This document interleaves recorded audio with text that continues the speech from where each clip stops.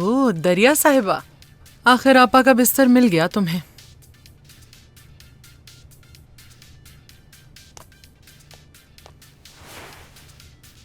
तुम जाग रही हो, मैं जानती हूं। म्यूजिक सुन रही हो, लाइट्स भी जल रही हैं। आज मैंने अपनी बेटी का पसंदीदा खाना बनाया है, चलो चलकर खा लो बेटा।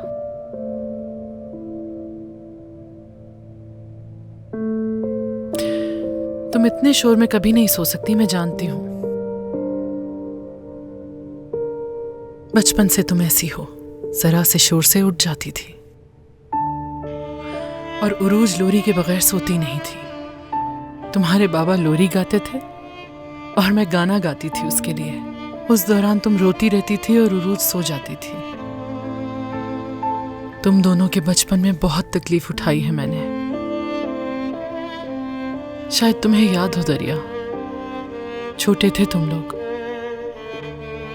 जब उरूज बीमार हुई थी। अपने मुंह से खाना नहीं खा सकती थी वो, और उसे देखकर तुम भी खाना नहीं खाती थी। एक दिन उसकी आंखें इतनी बाहर आ गईं कि तुमने उसे देख के रोना शुरू कर दिया।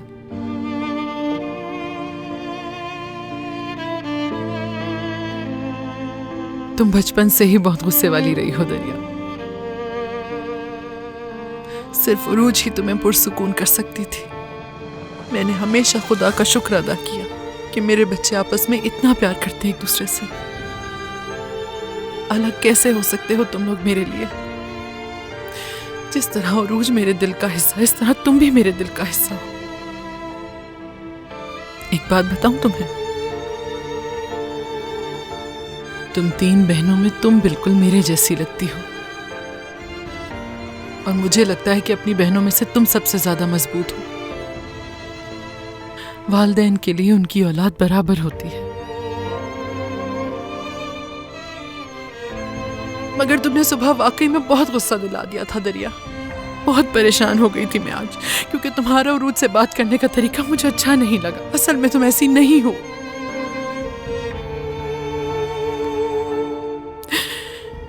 तुम मेरी तरह एहसास करने वाली हो।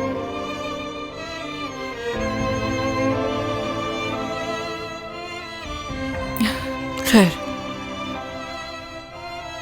जब मां बनोगी तब समझोगी।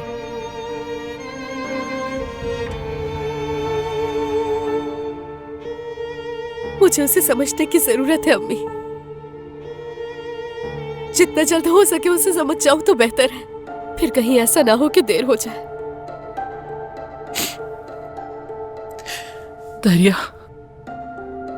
बास चीजें ऐसी होती हैं जो तुम नहीं कह सकती, अल्फाज नहीं मिलते उसके लिए। लेकिन एक दिन ऐसा आता है कि बस यादें रह जाती हैं। ये कमरा और आपस की गुफ्तगू, बहुत याद आएगा उस वक्त तुम्हें। उस दिन तुम्हें मेरी बातें समझ आएंगी। अब अपनी माँ की एक बात याद रखना, बहन है तुम्हारी उरूज, ये कभी मत भूलना। अच्छी दोस्त है जिससे तुम हर बात शेयर कर सकती हो। चलो खाना खा लो अब हमारे साथ। मुझे भूख नहीं है अम्मी।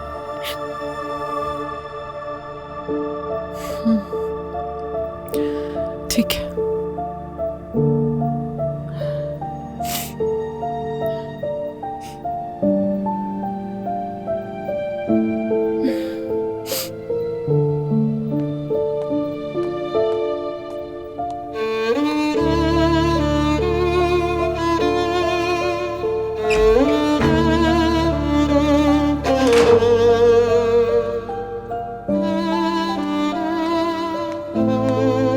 नहीं आ रही हो?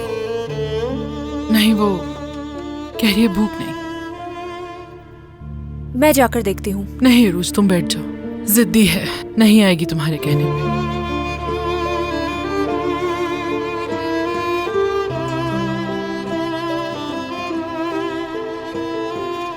बाबा,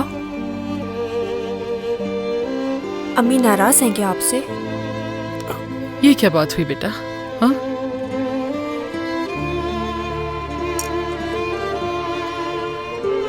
तो फिर ऐसा क्या हुआ है? फातिह चचा के आने के बाद सब कुछ नहीं हुआ। खाना खाओ बेटा।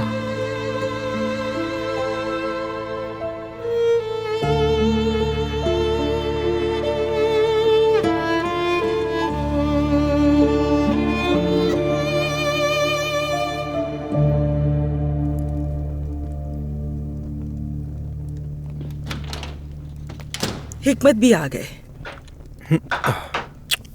कैसे हैं आप भाई? तुम हाथ मिलाने के काबिल हो? आई मैं आपको खाना देती हूँ, आप फ्रेश हो जाएं। तुम्हारी हिम्मत कैसे हुई हमारे घर आने की? कम ज़र्फ। चलो निकलो मेरे घर से, निकलो चलो। हिकमत, ये क्या कर रहे हैं आप? भाई मैंने ऐसा क्या कर दिया? ये क्या कर रहे हो हिकमत? बाहर इतनी ठंड है, इस टाइम कहाँ जाएगा वो? रकम ली है सादिक से इसने, ये जहाँ जाना चाहता है जा सकता है। मेरे पास तो बिल्कुल पैसे नहीं बचे, वो तो बहुत कम थे, खत्म हो गए सारे। जो पैसे बचे थे उनसे मैं ये ले आया। भाड़ में जाए तुम्हारा ये तूफा। निकल जाओ बेशर्म आदमी मेरे घर से। क्या हो गया भाई? हिकमत, क्या कर रहे हो? छोड़ो इसे, ये मेरे पास मेरे वालिदैन की अमानत है। नुज़रत तुम बीच में मत बोलो। तुम्हें एहसास भी है तुम किसका साथ दे रही हो? इस कमजर्फ ने सादिक की खानदानी जिंदगी तबाह कर दी, और ये तो कुछ भी नहीं है, इसने नसरीन को भी डराया धमकाया है। जानती हो तुम, इस कमीने ने सबकी जिंदगी तबाह बर्बाद की। ऐसा मत करो। आप क्या चाहते हैं? क्या ऐसे जान से मारना चाहते हैं? बोले। ये यही रहेगा क्योंकि ये मेरा घर है। बचपन से ये मुझे माँ कह के बड़ा हुआ है। छोड़े आपा, रहने दे आप। जब इंसान के दिल में जगह ना हो तो। हाँ, हमारे दिल में तुम्हारे लिए कोई जगह नहीं है। नुज़रत इस पर यकीन मत करना, इसको किसी का ख्याल नहीं है। यह आपकी बीमारी को जानता है, उसी का फायदा उठा रहा है। नुज़रत, मेरा ये मतलब नहीं था हरगिज़ भी। नहीं नहीं, बस इतना ही काफी है भाई। इससे पहले कि मैं तुम्हें जान से मार दूं, दफा हो जाओ यहाँ से। हिकमत, मैंने कहा छोड़ दो इसे, ये कहीं नहीं जाएगा। ठीक है, मैं चले जाता हूँ। बहुत जल्द इसकी असलियत तुम्हारे सामने आ जाएगी।